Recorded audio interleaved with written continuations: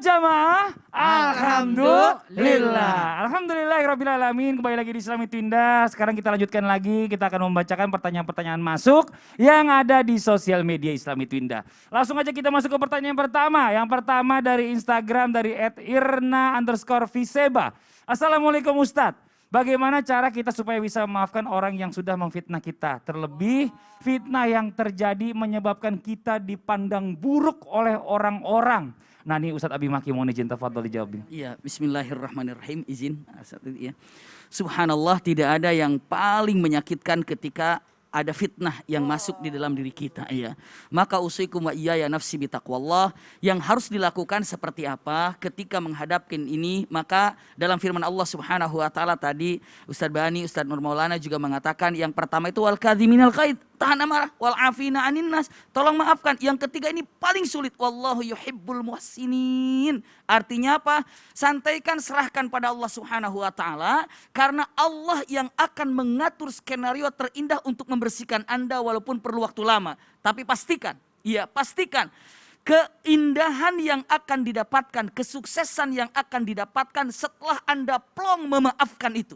Iya, jadi kalau sekarang misalnya, kenapa hidup saya agak sulit ya, kesuksesan tidak didapatkan, kenapa keberhasilan belum didapatkan? Coba cek, mungkin ada ganjelan batu yang ada di hati kita belum plong memaafkan.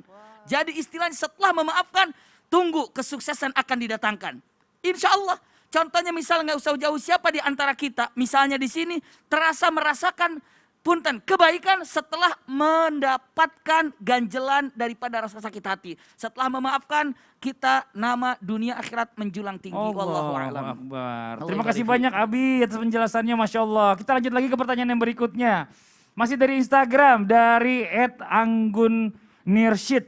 Assalamualaikum Ustadz. Bagaimana sih caranya kita betul-betul memaafkan orang yang menyakiti kita?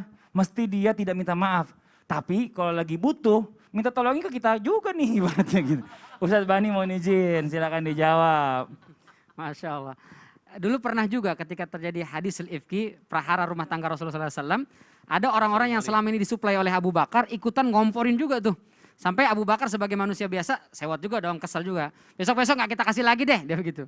Lalu turun firman Allah dalam surat An-Nur ayat 22, di akhir kata Allah, wal ya'fu wal yasfahu, maafkan, lapangkan dadamu. Ala tuhibbuna an yaghfirallahu lakum.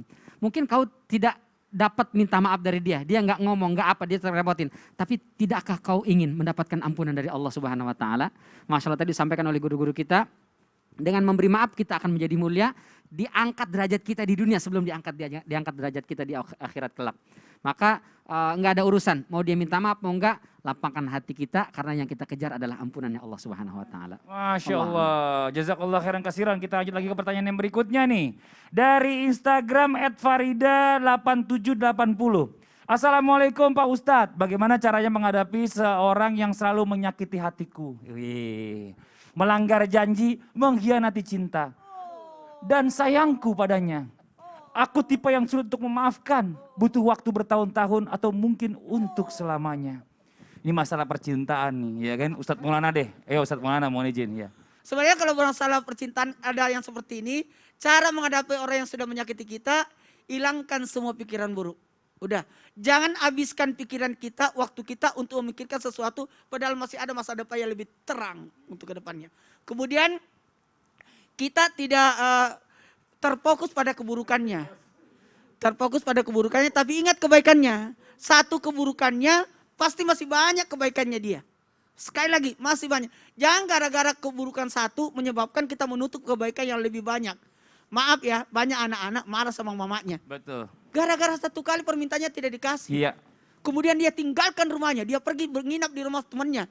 Dibuatkan mie instan. Setelah, makasih banyak tante, baik banget. Kata tantenya, orang tua temannya, mamamu tiap hari kasih masak kamu. Kamu berterima kasih.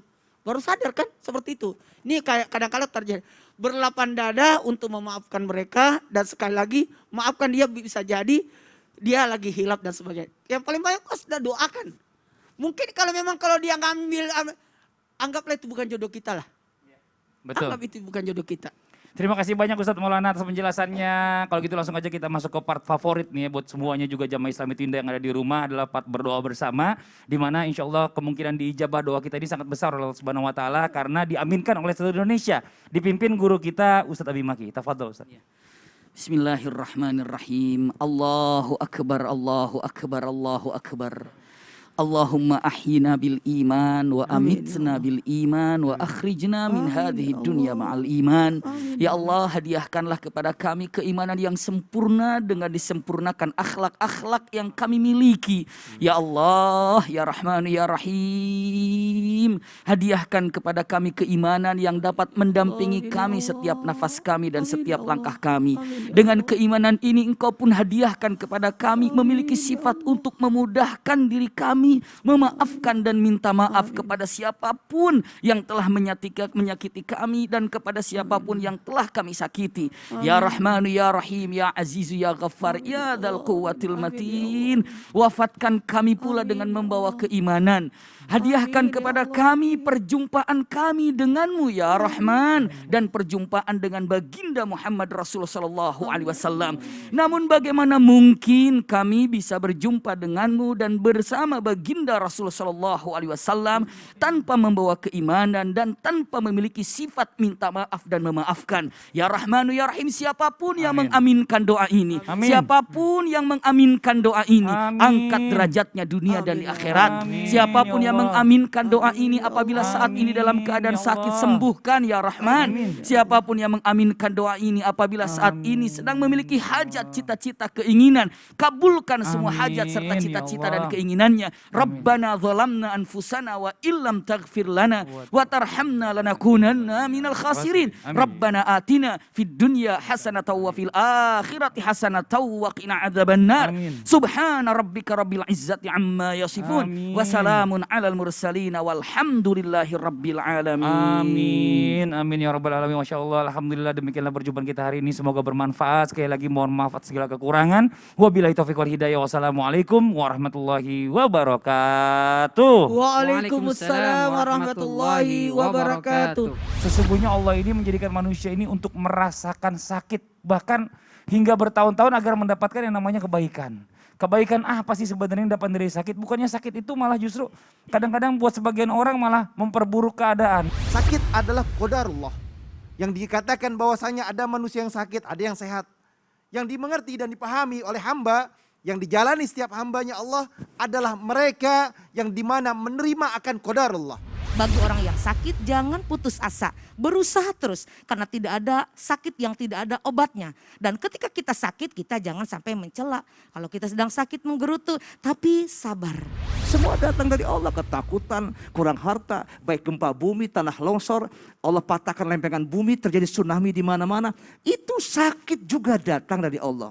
Musibah yang datang kepada dirimu itu ternyata adalah akibat ulah kamu, tangan-tangan kamu sendiri.